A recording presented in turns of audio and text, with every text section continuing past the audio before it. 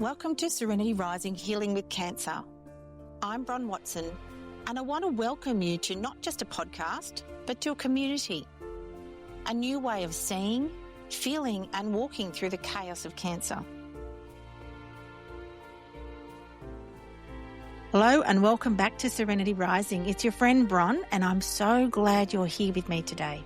Life isn't about the cards you're dealt. It's about how you play them. Have you ever wondered what does it mean to win at the game of life? We use that phrase all the time. Winning at work, winning at parenting, winning at relationships. What's the game we're playing and how do we know when we've won? I often talk about social media as a game in my business over at The Social Coach. You learn the rules, you figure it out and then you play. It takes a while to learn, but when you do, it works a treat. It's marketing for businesses. But what does that look like in the life lane? When I was diagnosed with cancer in 2017 and again in 2023 with a completely different disease, well, that all sucked. But when I think about playing the game of life, how could I play with such a shit hand? And how would I find myself asking, how do I win when the hand feels so impossible? Let me explain. Have you ever played Uno? I reckon we all have at least one pack somewhere in the hall cupboard. Now, I'm going to be honest. I don't know how to play poker. I've never really managed to get my head around it. I can play or muddle my way through 21. But Uno? Yes, I can play Uno. And that's the game I want us to talk about today. The game of life is a little bit like playing Uno. Picture this. We're sitting around the table. We've shuffled the cards. We've laughed and we finally have dealt the cards. 7 to be exact. You've got your hand of cards and I have mine. You might have a +4, you might even have a skip or a reverse. But on the other hand, I take a look at my cards and they're not good ones. There's number card, there's not a good colour one there at all.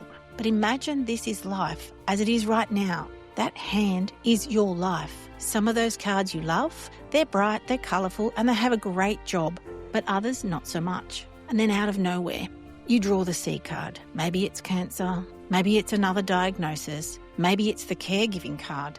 But whatever form it takes, it's heavy. It sits on your hand, it stares at you, and you think, why did I get that card?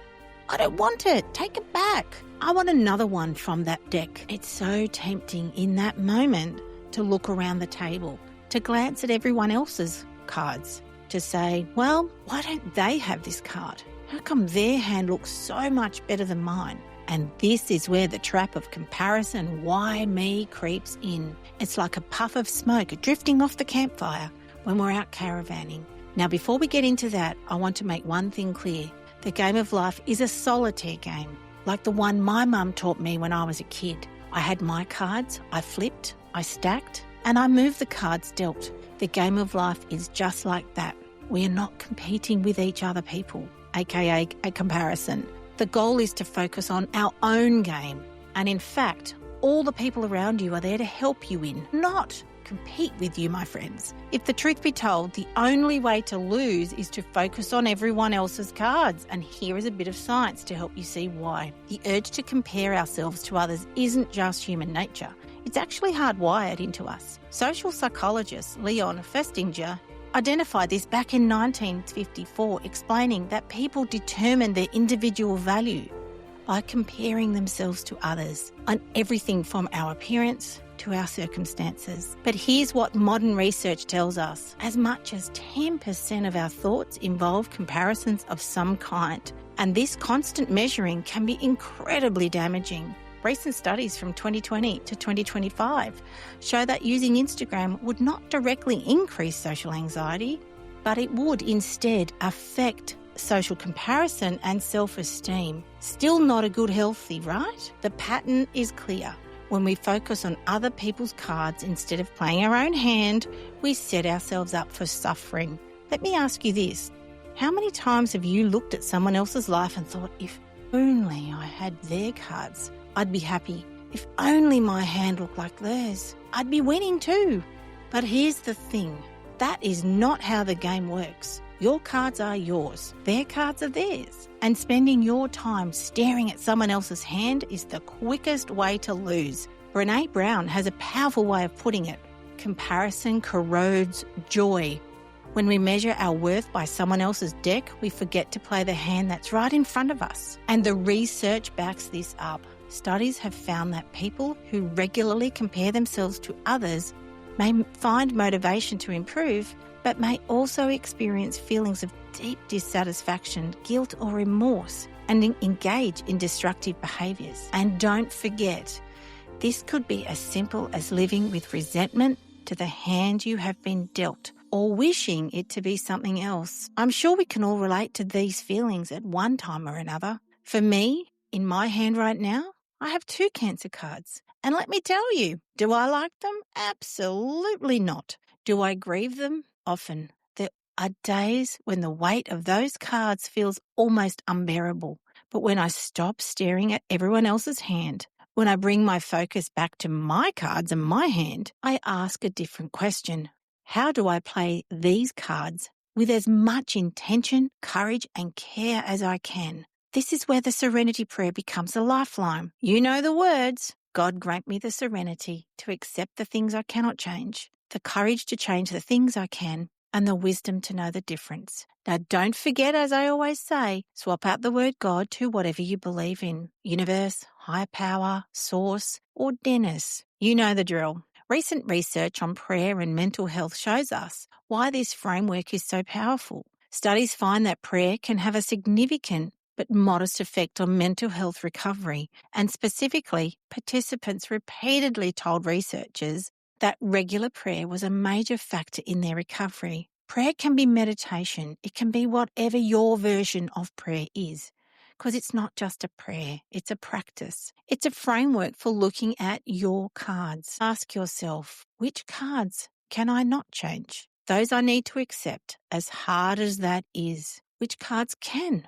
I take out or change? Those I need the courage to act on. And where is the wisdom? The wisdom is knowing the difference. Here's another truth about the game of life. It's not just about one card. It's never just about joy or just about grief. It's often about both. And just like you put a card down and you get to pick up 2. It moves all the time. This is what researchers call dialectical thinking, the ability to hold 2 seemingly opposite truths at the same time. Dialectical thinking recognizes the importance of contradiction, change, and synthesis. And recent studies show it's healthy core thinking processes that helps us to synthesize painful polarized opposites. So what that means is that we can have a feeling of deep sadness about the cards that I've been dealt, but also find the joy in walking outside, breathing in that fresh air, or laughing with my kids. That's what synthesis means. I can grieve the things cancer has taken,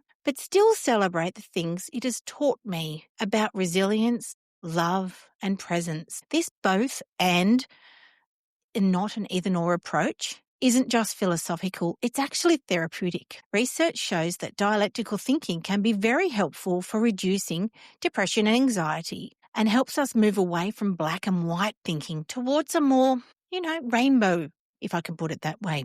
I call this the third space, where serenity can be found moment by moment.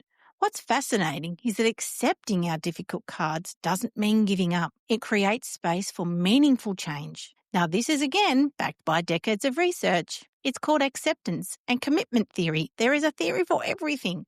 The core principle, psychological flexibility, the tendency to respond to situations in ways because we're looking for the positive. Now, that's an academic phrase if I've ever heard one, but my way of wording it is like this. The Serenity Prayer, acceptance of what I cannot change, the courage to change the things I can, and the wisdom to know the difference, that's psychological flexibility at its finest, because the research is clear. Well, when we stop fighting against the cards we can't change, we free up energy to play the ones we can. So let's bring this into real life. When I look at my hand, I see movement at one of my cards at the moment. For years, I've carried a sedentary lifestyle because I work for myself.